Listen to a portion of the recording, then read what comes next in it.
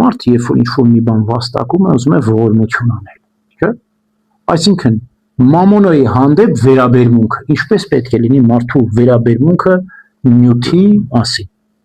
Մեր Տերն Ավետարանում ասում է, որ մամոնայից ձեզ բարեկամներ արեք։ Եվ մենք գիտենք, որ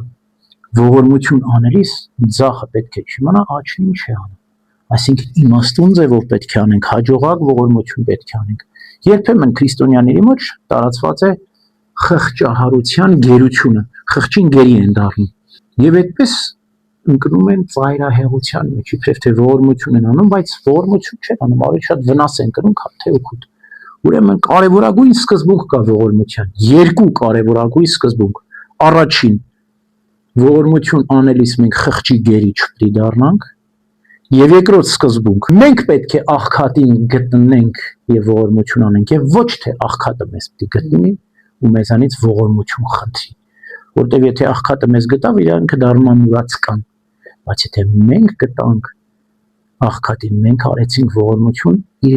իրան ազատագրում ենք մուրալու այդ երևույթից։ Ուրեմն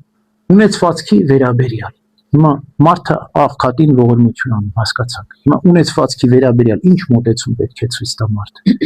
Պետք է Աստծով հարուստ լինի։ Մեր Տերն ասում է. զգույշ եղեք ձեր սրտերը չշվայտանան, չծանրանան աշխարհիկ հոգսերով եւ հարստության պատրանքներով։ Մարդու կյանքը հարստություն կուտակելու մեջ չէ։ Պետրոս Սարաքյանն ասում է. ձեզ եմ գրում հարուստներ, ուրախացեք եւ ցնծացեք, երբ որ Աստծով եք հարստանում։ Ուրեմն մարդու կյանքը նպատակը հոգով հարուստ լինելն է, ոչ թե մարմնով։ Մարմնավոր հարստությունը շատ ժամանակավոր եւ ունայն դատարկսին հարստությունը, բայց երբ որ մարդը Աստծով է հարուստ, այն ժամանակ